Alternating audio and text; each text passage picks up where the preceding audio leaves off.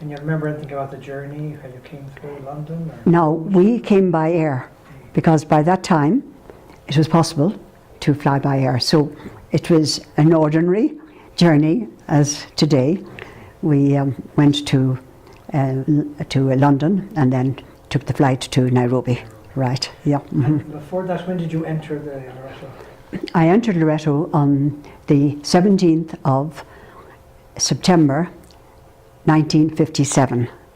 So last year I celebrated my diamond jubilee, 60 years in the congregation. Yes. Mm-hmm. And you were in Rathfarnham? Yes, yes. I did my postulancy and novitiate in Rathfarnham. Yeah. Mm-hmm. And how long were you there? I was just there for the 3 years, that is the postulancy. That's in the novitiate, and then the novitiate. But no, I was there for another 3 years while I was doing my degree. Yeah. What degree did you take? A degree in humanities, English and French. In UCD? Right. In UCD, yes. Did you do a dip also? Now, after that, I was missioned to Loreto College, St. Stephen's Green, and for that year, I did a course in physics and chemistry, which was designed for teachers of physics and chemistry to bring them up to date with the electronic era. But my congregation saw an opportunity, and 2 of us were asked to do this course. So at the end, the teachers didn't need to do an examination, you follow, or well, they got some certificate. But the 2 of us said, well, we did a whole year of physics and chemistry, so we want a recognition. So we approached University College Dublin, and we said that we need to recommend some sort of certification. So we did first year physics and chemistry examination in September. Yeah, and we have a certificate. So I have first year in physics, chemistry. Also then we did a course in Latin, and I did it in maths. Yeah, that's before I specialised into the humanities. Okay. Yeah. Mm-hmm. And that was in the early 60s? That was the early 60s, yes. Yeah, I did my dip in 65, 66, because the next year, my second year in the Green, I was going to make perpetual vows, and so I couldn't do the dip. I did the dip then in 65, 66, and after that I was missioned as a founding member of our school in Loreto, Loreto College, Milford in County Donegal. Yeah, and I was the first headmistress of the school. So that was 66. Yeah, and then I was there for 3 years as the head teacher, and then, well, let me say, in 1968 there was the general chapter. We called it chapter at that time, and there was an appeal made for sisters to volunteer to go on mission abroad. I had volunteered to go on mission abroad once I was professed, but the General Superior at the time, Mother Pauline Dunn, said that it's better for me to do my studies before I go abroad on mission. There was nothing after I finished my studies, but then there was the exciting mission of starting a new foundation, you know. So that really grabbed me very much, and then comes the appeal for sisters to volunteer to go on mission. Now here was I, you know, really immersed in this new foundation and enjoying it so much, but I felt I needed to be faithful to my original offer, so I offered, and I got a letter by return post that I will be missioned to Kenya. I knew at that time, because it could have been anywhere, you know, where we are on mission. But you will not go until 1969. So I then did another year in Loreto, Milford, and then I went on mission. Milford was a boarding school?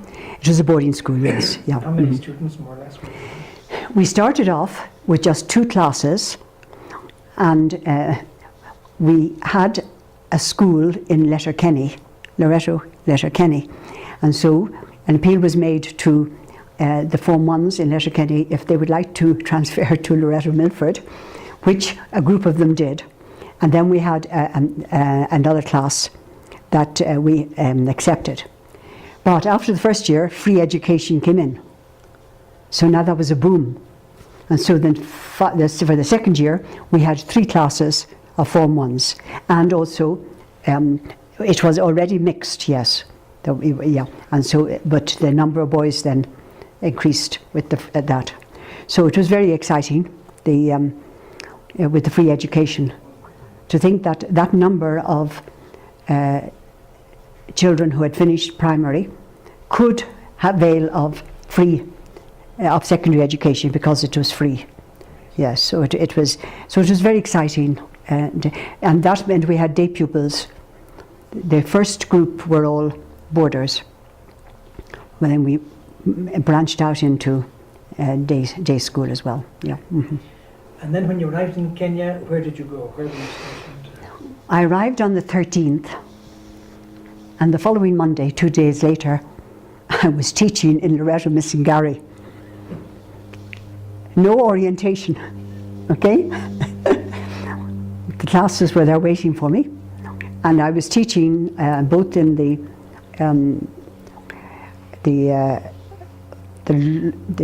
lower end of the secondary school, and then that would be O level, the O level, it was at that time, and also at the A level. Yeah, so I had to get my act together to be ready to teach. Yeah, I had been head teacher, you see, in Loreto Milford. Now I was simply a teacher, you know. And by this time, independence had taken root and the school. Yes, I came into an independent Kenya 6 years after independence. And yeah. All the students were African? No, not in Missingari. Still mixed? Yeah, no, they only started to receive African students in the middle 60s. Yeah, and that was 69, you see. So, yes. But the African students could come in. But you see, this was a private school, so there was a certain cost attached. And at that time, the early years of independence, education was only opening up on a much broader basis than it had been before. You follow? So, so that was they were accepting into A level students from Loreto College, Limuru, Loreto High School, Limuru. Yeah. So then the following year, I was commissioned to be headmistress of Loreto Convent Valley Road Secondary School. All right. And then the following year, to my great joy, I was missioned to Loreto High School, Limuru, because I wanted to be with African students. You follow? The Valley Road was still mixed up? It was not very mixed. Yeah, not very mixed. Whereas Loreto Limuru was... Loreto Limuru, yes, was totally African. Yeah. So I was thrilled. Of course, I had to be headmistress, but that's okay. I took it on. And how many students were there at that time?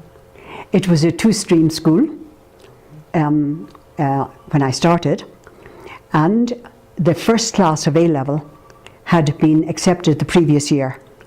So then I had the second class, the second year of A level, and of course the first results of A level, which was very exciting. Yeah, very, very exciting. Yeah. Mm-hmm. You didn't know Teresa Joseph by any chance? I did, of course, yes, I did. Yeah, though she wasn't in Limuru at that time.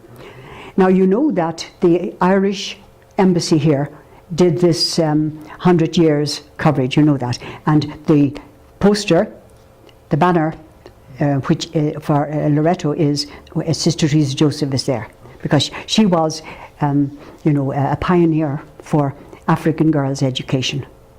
back in 1936, you know. So Can you talk a bit about her, your memories, personal anecdotes? Yes, well, she was, you know, I was inspired by her, you follow, yeah. And she was not just an ordinary person, you follow. Yes, there was charismatic side to her, you follow, yeah. And that's what she retained that all through her life. She was in the Irish War of Independence, is that right? Yes, that's right, yes. Do you know any anecdotes about that? I heard them, but to give the details now would be difficult for me. I'd have to look up to get the information. And yes. She started Loreto in 36. That's right, she did, yeah. Mm-hmm. Was Sister Colombier with her then? No. Sister Colombier, if my memory serves me rightly, came in 1938. Yeah. Mm-hmm. And any memories then of Loreto at that time? Of my time there, yes. When I came out, when I went to Loreto, at that time the fees were 300 shillings per year, okay? And I was another generation. I took over from Sister Colombier, right, yeah, okay? So one day, one of these young Form 1s came running up towards me, and I said, "Why are you running?" And she said, "The lioness is coming." Now, that's the name they used to give Sister Colombier. So they were putting it. She didn't know, she hadn't registered that I was the head mistress now, you know. So I come as a new generation, all right, and I felt that the diet was very, very minimal. So I felt that I needed to ask the parents if they could at least give 100 shillings more per year, so that they could get some eggs. They could get. They wanted to have tea in the morning. But they could get fruit at least twice a week, and sausages one day, just to have a little treat. And there was no meat before that. And meat was minimal, yes. So the parents took it, and of course the children were thrilled. So that was one thing I did early on. I just felt that the diet was minimal, you know. These young girls were growing up, you know. Now they're all very, very bright, you know, very, very bright. So they've all reached very. They have, yes, yeah, yes. I met a group just before Christmas. They invited me. They were meeting together in the golf club in Limuru. And I asked why the golf club in Limuru. We wanted to be near the school because I had to go out from here to Limuru, you know. So what they wanted to do is they wanted to give me a gift of money so that my children in the village could have you know, a special Christmas party. In Nyumbani village? Yes, in Nyumbani village. So they gave me 68,100. And so quite a party. It was quite a party. But you see, there were 136 children there and 63 grandmothers. So you're talking about 201. You follow? So that was, but it was, they had a lovely party.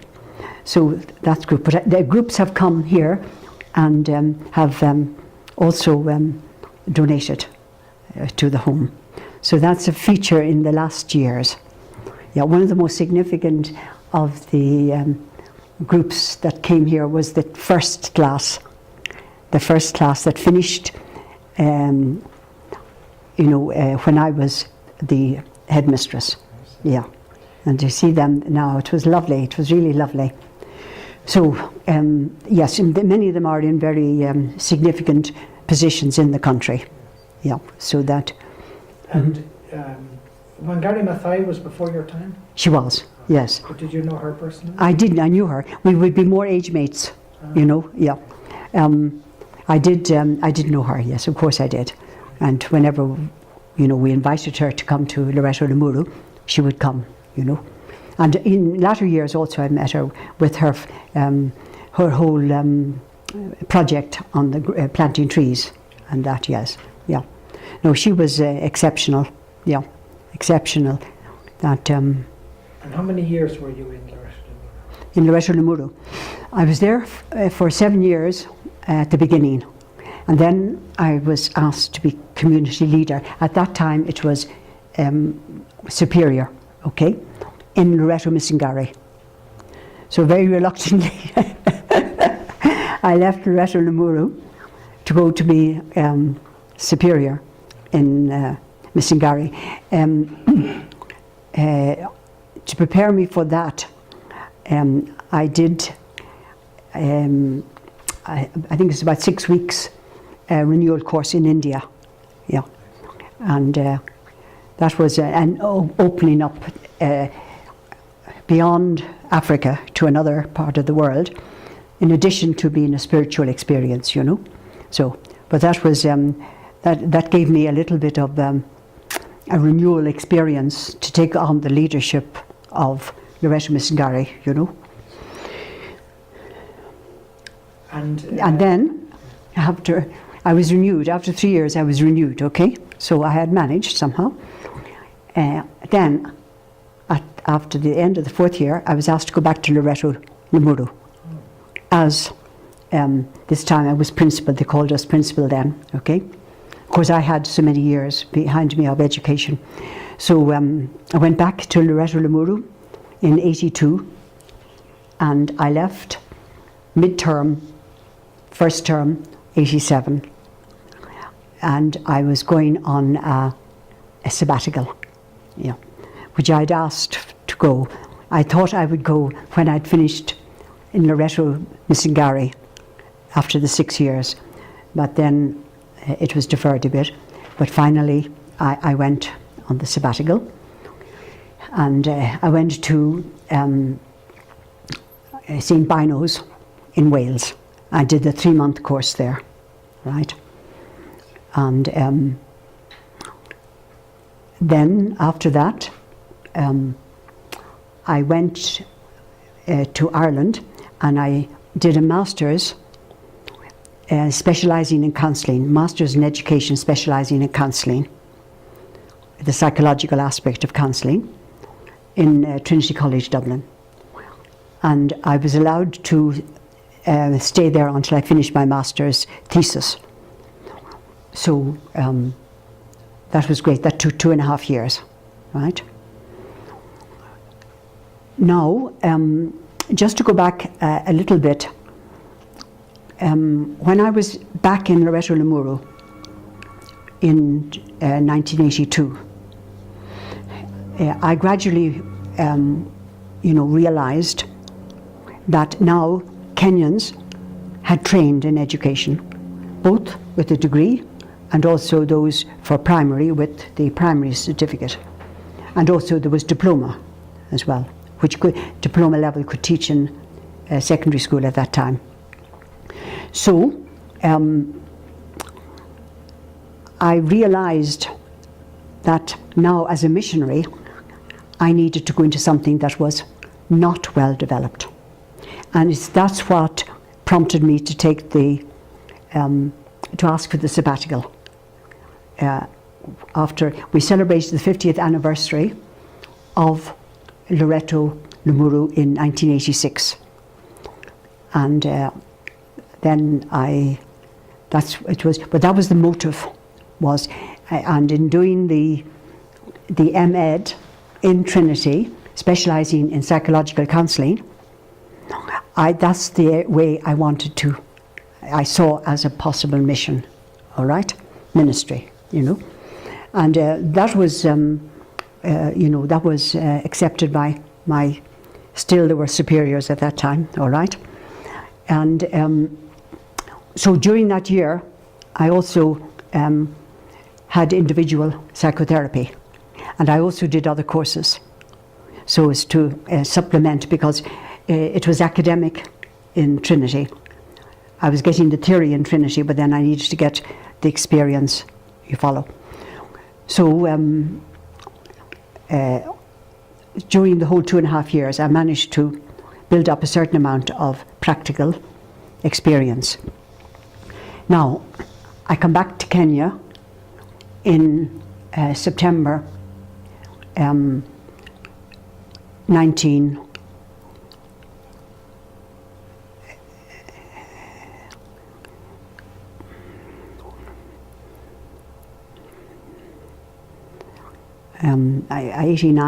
1989, because I finished the Masters at the end of the academic year of 89. So, Sister Katrina was the provincial superior, and she missioned me to Kenyatta University as a counsellor in the chaplaincy, right?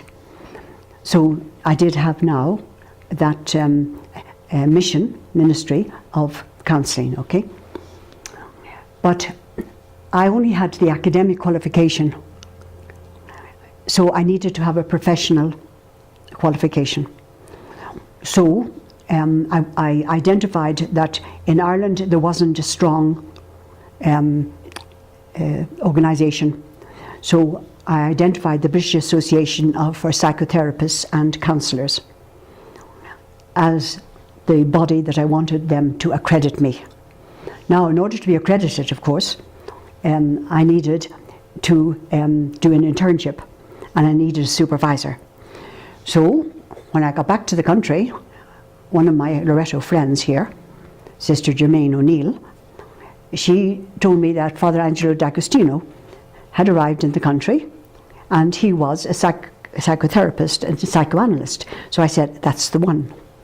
So I duly made my way he was in Wangaza at that time, he was the director of the retreats, and I said to him, you know, I'm looking for a supervisor, would you do that? Yes. Immediately he answered, okay. So that was fine. Now I had a supervisor and I did all what was needed. So he finished his term of office as director of Wangaza at the end of 90. And I was well into the internship as well. So he invited me to join with him in opening the Centre for Religion and Psychiatry. Previously, before he came to Kenya, he had started with another Jesuit. He had started the Centre for Religion and Psychiatry. So he felt he wanted to start it here. So he invited me to join him.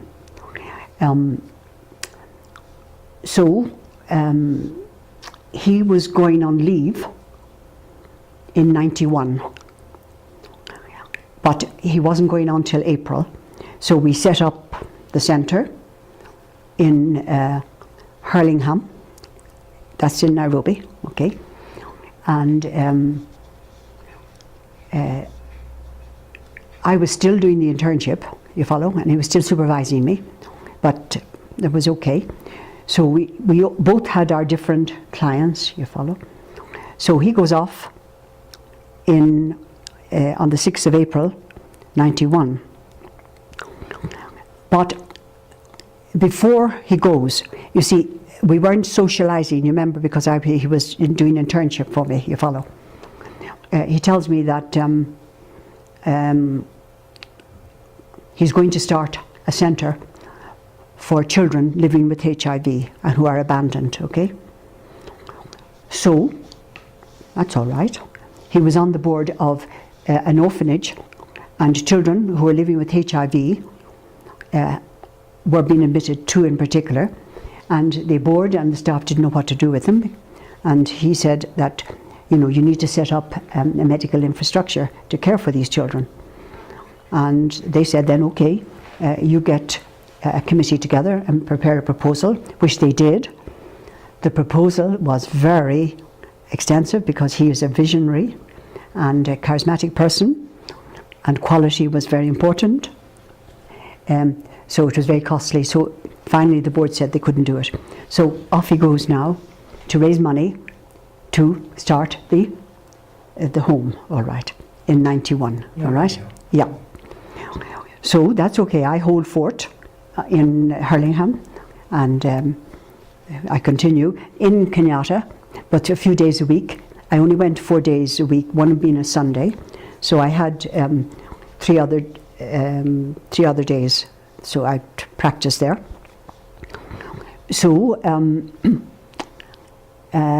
then, when he came back, it became automatic that I would join with him in setting up the home as well, all right?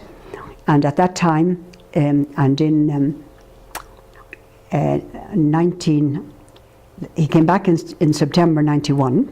We were still in Hurlingham, but he had his eye on one of the buildings in Loreto Valley Road.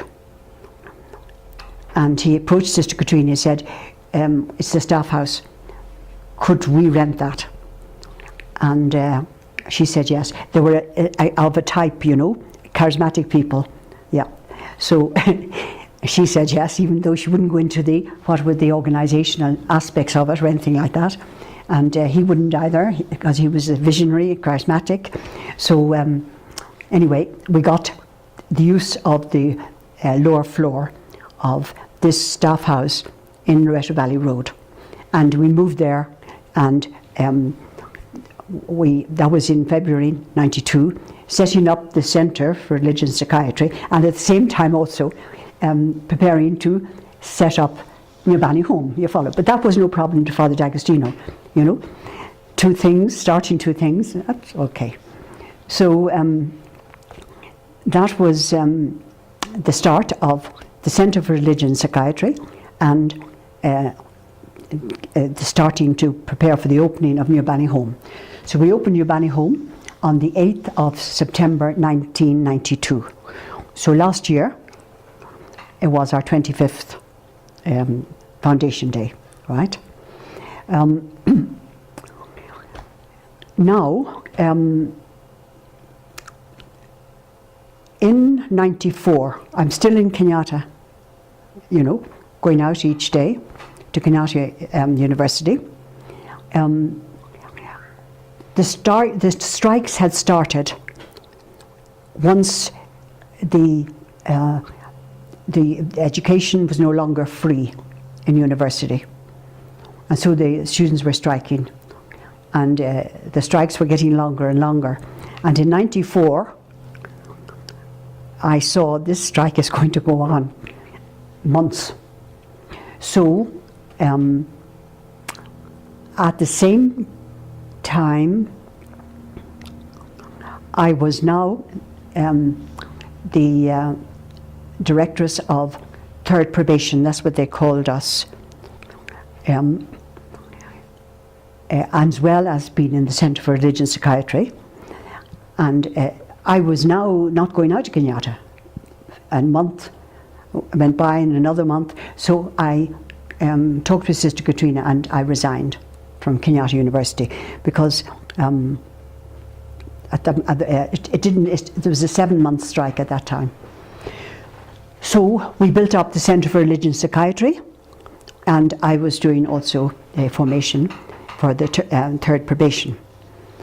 And Newbanny had got off the ground, not here, but at the beginning near the museum in Nairobi.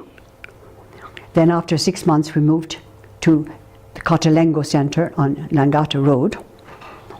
And then after another year and a half, when we saw that our charisms were not exactly intertwining, Father D'Agostino was very charismatic, and you know, life more than law, you know. So we came here in 95, all right? So there was quite a lot going on in Newbanny. but I was still seeing people, and we were running courses. Father D'Agostino and I did a credit course in Hakima College for those studying theology in the first year. So it was varied, and very exciting, So then, in '96, I'm appointed provincial leader. But the provincial house and where we had our administration centre, just right beside each other. So I could do the two. I could keep, in with Father D'Agostino in the administration of Nyumbani, and then still be provincial leader, Because at that time, it was only the home, which is here now. We moved here in '95, and and then Protus Limiti, who is the manager here in the home, he was already with us, and so we had which was the overall leadership and management of the home. So then when we started the community-based care program in '98, and also started a laboratory, still it was early days, so I was able to assist Father D'Agostino in management, etc. And so then I finished my term of office in 2002, at the end of 2002. And this time I said I want a sabbatical. So that was granted to me. And so for the whole of 2003 I was on sabbatical, first in Berkeley, in California. I did, there was a course there which consisted of being able to take courses in the different universities around. So I took 4 courses there, and I got masters. I got a master's. I did the exam, and I got the master's accreditation for those courses. And I was specialising in psychology, and in sexuality, and in areas related to the psychological counselling. You follow? But faith as well. That. And then the other course I did was in Boston. I went to the Institute of Psychotherapy, and I did courses there as well. All the time strengthening my original training, you follow? Because now I'd finished as provincial leader, and we had the Centre for Religion and Psychiatry, you follow? So he held on for the year. He got other help, etc. So when I came back in 2004, I arrived one evening. The second day, a car landed to where I was staying, Mary Owens Centre, from Nyumbani, and the driver told me, "This is your car, sister, now." So he missioned me rather than, but the then provincial leader, Mary Owens, was happy enough that I would continue in Nyumbani. So I became full-time in Nyumbani, all right? You follow? So from Mary Owens then, which was very convenient, because it's only, with no traffic, it's just 10 minutes drive here, yeah. So, so that's 2004. Now, the year, in '98, as I said, the community-based program started, but in 2004 it started to expand. So the whole programs in Nyumbani were now developing very well. And then one morning he comes in here, and he always read the newspaper. This was his office, mine was in there. He read it, first thing he read the newspaper, And he got up and he came into my office. He said, "Read that." Now, I wasn't, in a mood to be reading the newspaper. I was busy getting some management issues done. So I read it, and it was the story about how police had shot dead 17 youngsters who were scavenging for food in Kinshasa. And he said, that's what's going to happen here if we do nothing about it. But this idea was kind of germinating inside him to start a village for the two left behind generations of the HIV pandemic. That is, grandparents left behind to bring up their biological grandchildren, and family groups of children with no parents and no grandparents able to look after them. So child-headed households. So we had the unique idea of inviting destitute and aged grandparents left behind to bring up their biological grandchildren to come into a village which we'd built from the ground and ask them to take into their family groups from the child-headed households to make a family of about 10 children headed by a grandparent. So we built that from scratch. That's what's here now. It's up in Kitui. Yeah. So we had to look for land, all right? So finally, we got 1,000 acres in Kitui. We were looking for land all around here, but this is where we got the free land, and so we took it. Yeah. And so starting at the end of 2004, we started to build. And by 2006, we had sufficient buildings in place. And we had got the title deed finally for the land, which USAID were insisting we had before they could consider a proposal to fund us. So we got it in May 2006, and I danced into USAID the following day. Father Dag was in the States at the time, and I said, here it is. And so by November, we got the money. So we opened the village in November, 28th of November 2006, the day after we laid Father Dag to rest. Because when he came back from the States that time, he had a condition, and he finally passed away. So that's the village, right? How many are in that village? And now we have 100 families in residence. We have a primary school, a secondary school, a vocational training centre. We have a clinical laboratory. We have administration centre. We have an administration police post. We have a guest house for volunteers, and we have an eco-tourist facility for, we're beginning to get that off the ground. We have a farm where we try to grow the food for the children and the grandparents, and we have a sustainability project, which is a forest project. Every year since 2008, we have planted 50 acres of a hardwood tree. At the moment, we're on the 10th phase. And this is called Melia volkensi. It's a hardwood tree which is indigenous to the area where we are. We're in semi-arid, so farming is very challenging, but the trees grow there. So that's our sustainability project for the future. And how do you feed all these people? How do I feel? Feed. Feed. USAID are still funding us. They fund us for home care and medical care.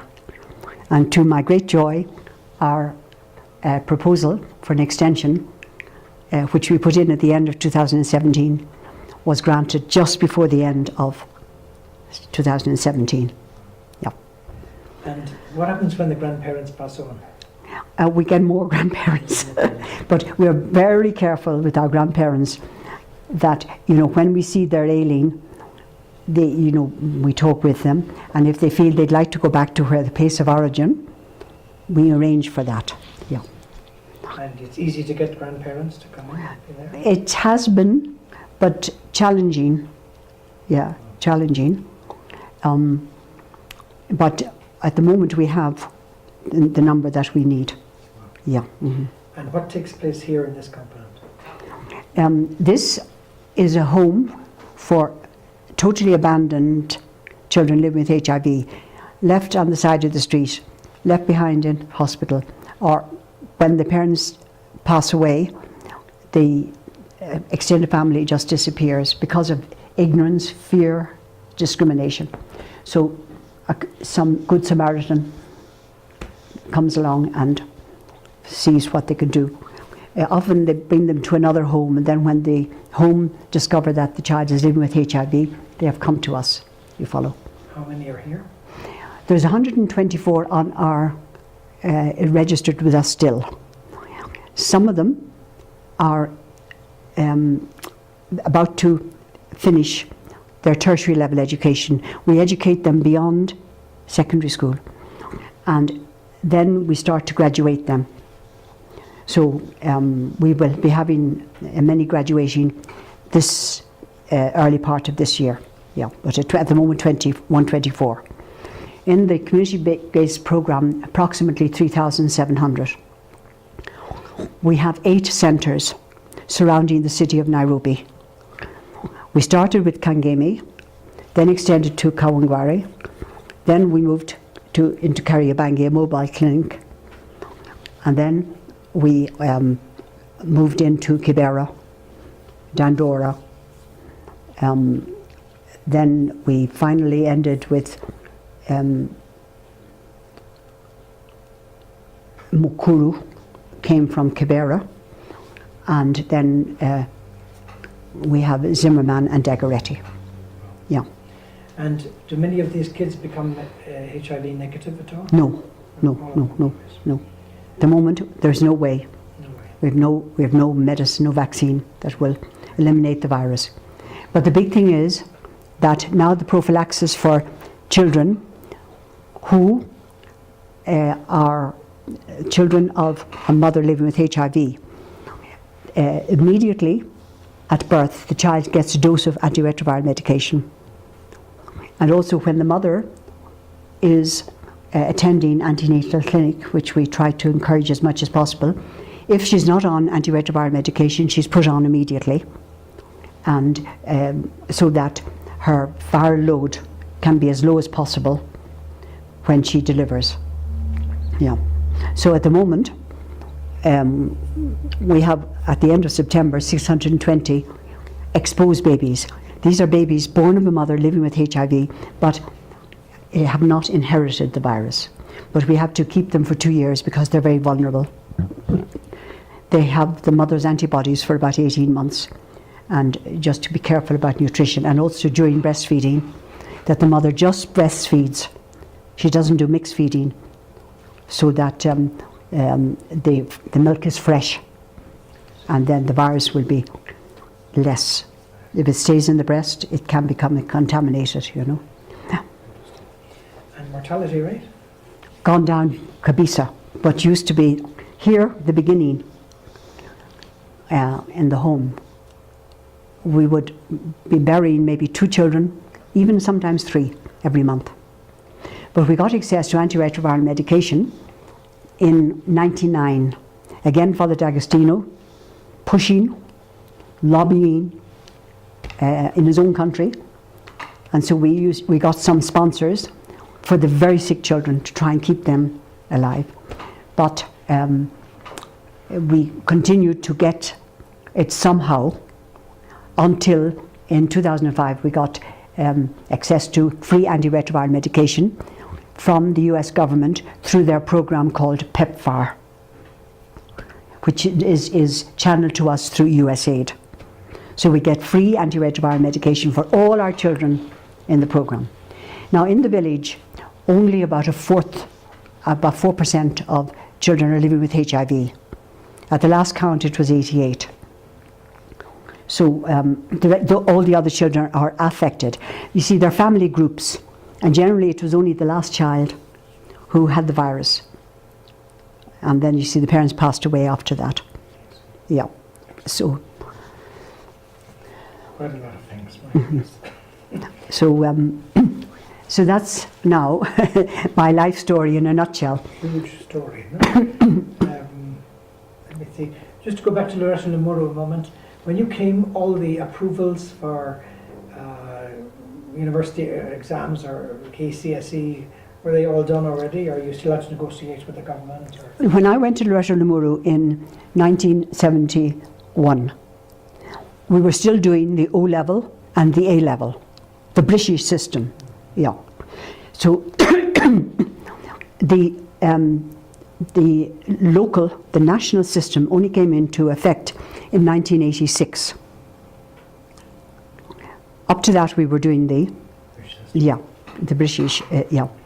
And your negotiations with the Department of Education were smooth, or? They were generally, yeah. That, you know, but I, you know, I pushed, you follow, for what I needed, yeah, and what, you know, I would have kept pushing for them, because. And the stories you would have heard before that of the early sisters with the colonial government, did they have trouble or difficulties, challenges? Yes, well, you see, the fact is that when the sisters wanted to start Loreto Lemuro, they were told there is one school already, Alliance Girls High School, and that's enough for African children.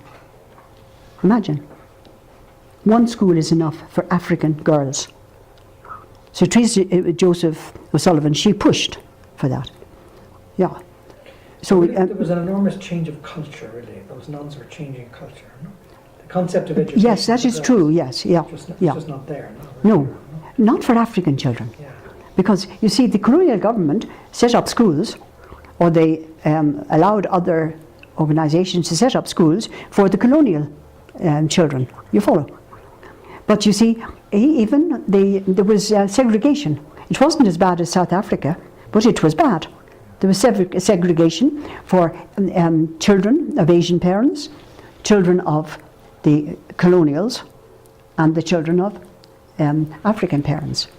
So that was, I mean, I experienced that, but it was changing when I came, you follow. But I experienced it, that Miss Ngari had very few African children at that time. Valley Road, when I was there as headmistress, very few African children.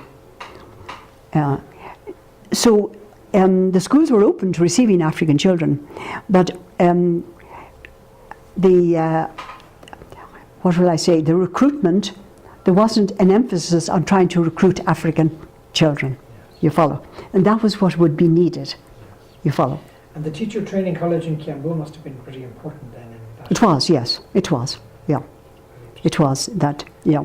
It was founded from Loreto Lemuro, yeah, yeah. So, yeah, and that was great to give them, these young people who went there, the girls who went there, to give them P2 training at least. Yeah, that's what that was the first level of training at that time. But no, it was tremendous, yes, yeah. Just making a rough calculation, I estimate, it may be completely off, that in the last 100 years, Loreto have educated 500,000 African children, African girls. Yes, I mean, it could be that number, yes, because you see, when I came to the country, there was Loreto Lemuro, there was Loreto Matunda was there was Loreto Eastleigh had some African children, yeah. Mombasa, we only had the primary school. There were African children in the primary school in Mombasa, and of course in Missingari there were African children, and Valley Road in the primaries, yeah. So and you see, you know, in 1969 there was an exodus of the colonial population. You know that. Yeah, in 1969 there was an exodus, yes. One of the effects in education was that Africans were appointed to head the government schools. That happened. I witnessed that happening. Yeah, Mrs. Waitaka took over in Alliance Girls, and Kenya High was a bit later, and so was Loreto, was Lamura Girls a little later, but I witnessed that. And the boys' schools went first, of course, because that emphasis on gender equality is only gradually coming in, okay? All right. So, but I witnessed that, because when I go to the heads' meetings, more and more Africans would be heading the schools, you see. There was that. There was also another incident that happened. Miss Tom Boy was killed, of course, that just before I came, you know. And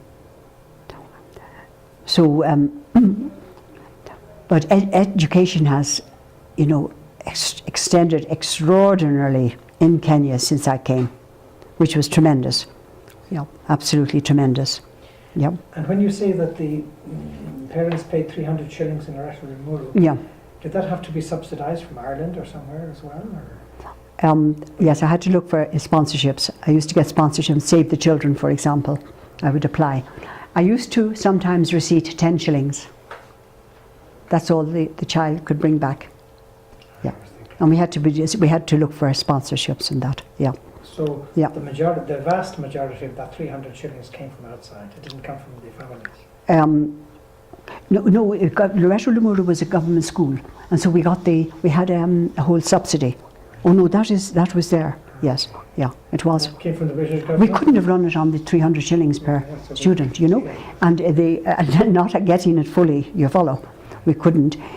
We had a subsidy in Loreto Lamura all the time. Yes, yeah. So we were responsible. We were accountable to the government. And that even in colonial times. Yes, even in colonial times. Yeah. But the other thing I want to say is that at that time,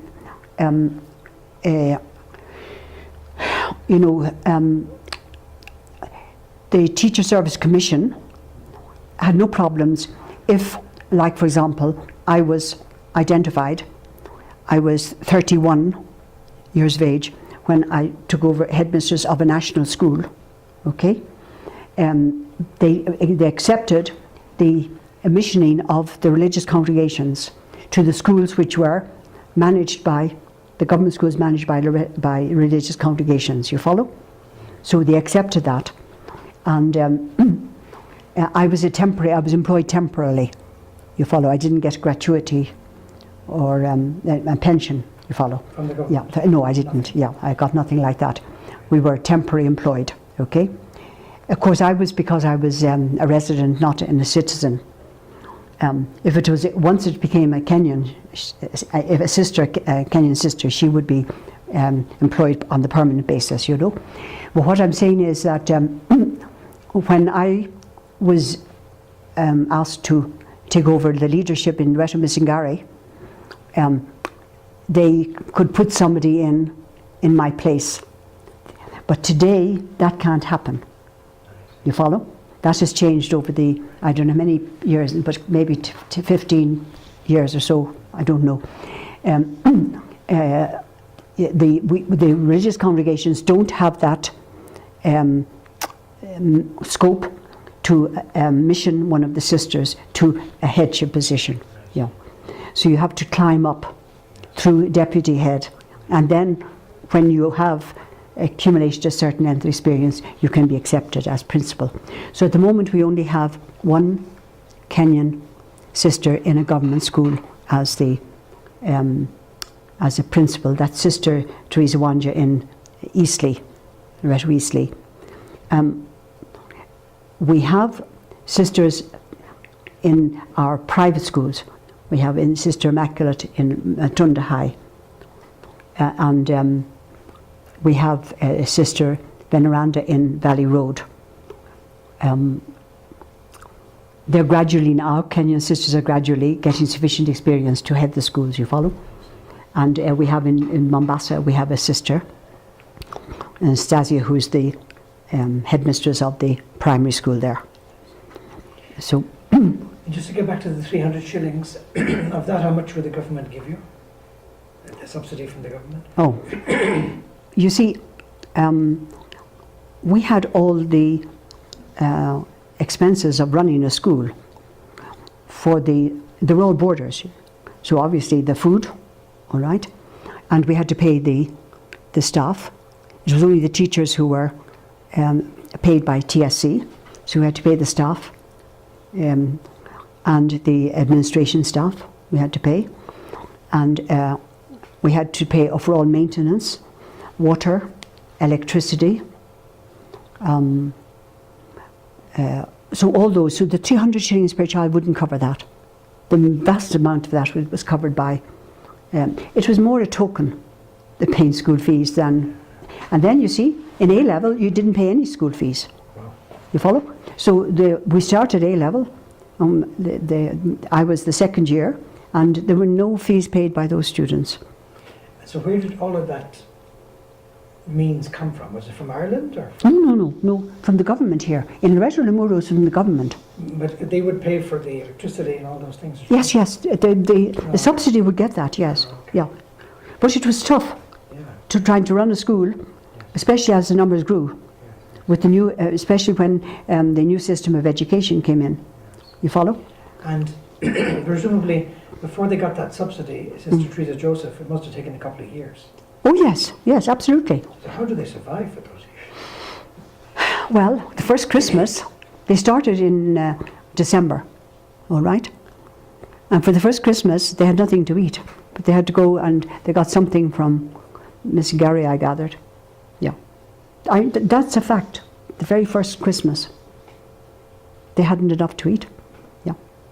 There's the nuns and the teachers. The nuns. Nuns. Yeah. And that must have gone on for quite some time then, no? Yes, they were struggling. Yeah, absolutely. I'm not too sure when they got the first. It was only in the 60s, I think. After, you see, during the colonial time, it was a mission school. Yeah, then they would have had to get support from outside. It would have come from Ireland, I suppose? It would have to, yes, have to come from Ireland, yeah. So there would have been a huge flow of support from Ireland or other countries? Yes, there would have been. Because I didn't live during that time, I haven't experienced it. But I know that the schools only became government schools after independence. Yeah. That because the whole issue of the sponsorship of the schools had to come up, you know. Yeah. Very interesting. Sorry, and there's nobody here except Colombiere.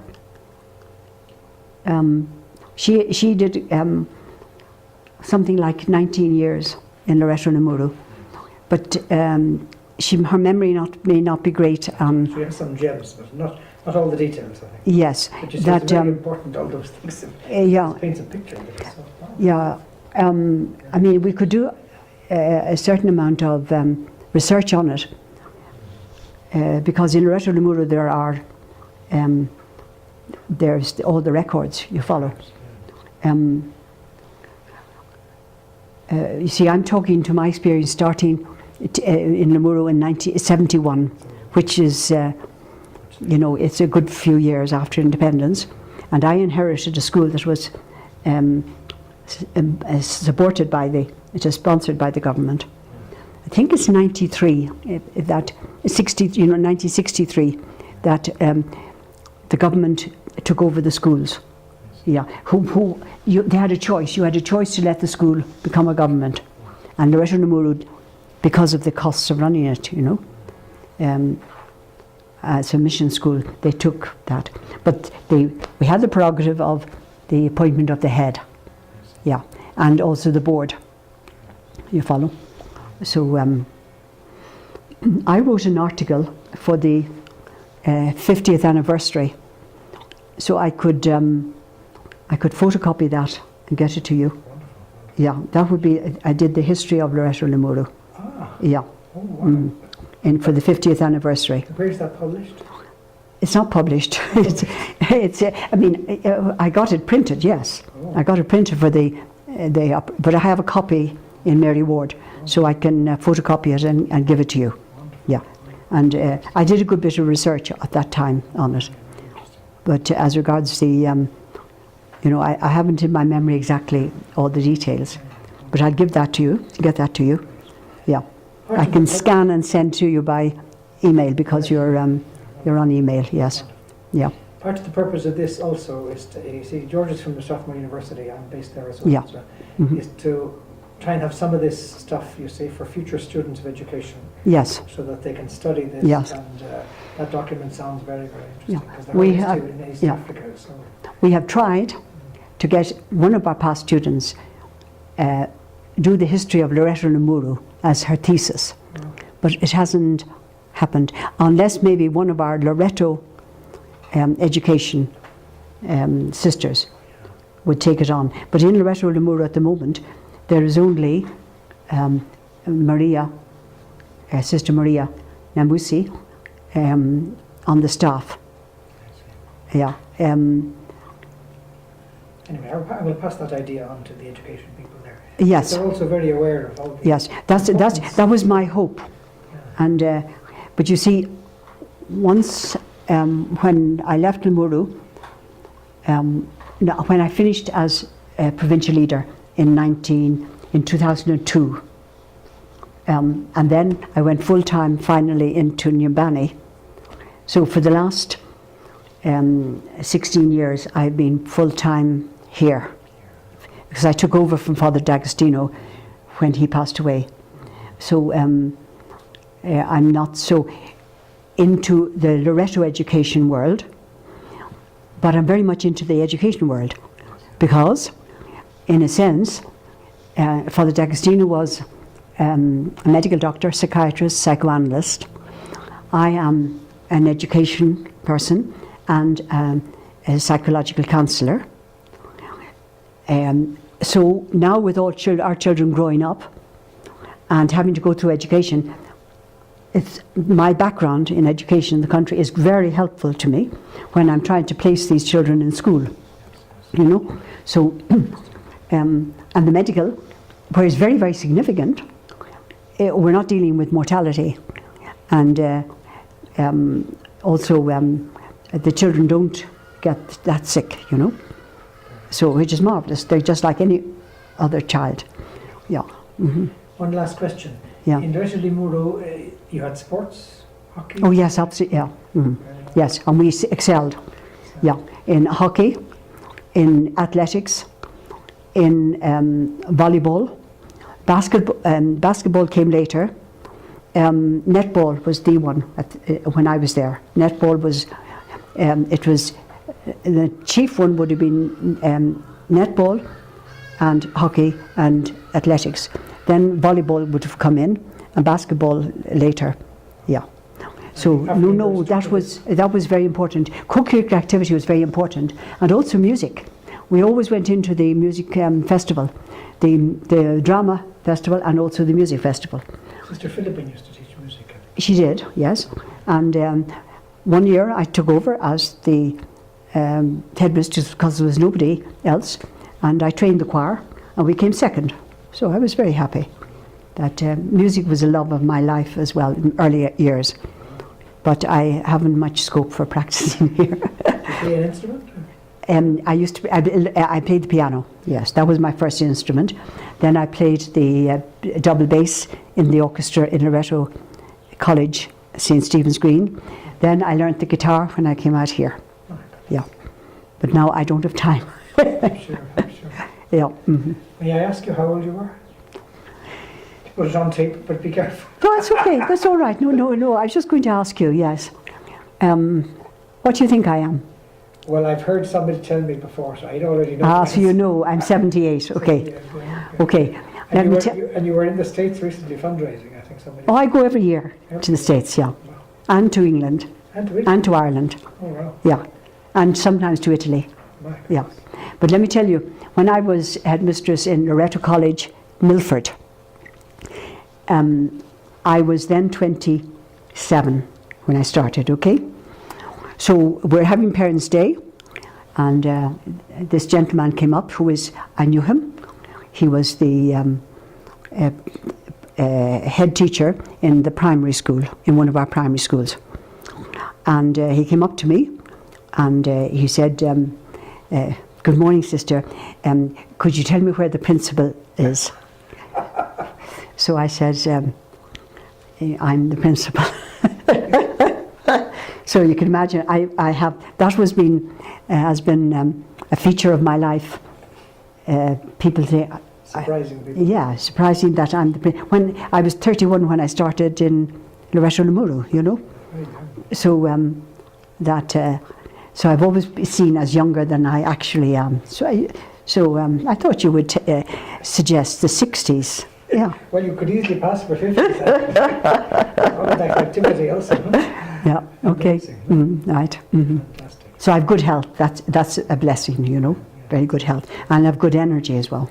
Yeah. See, and you drive still also. Huh? Oh, I do. Yes. I do, of course. Yes. Yeah. Mm-hmm. Impressive. Right.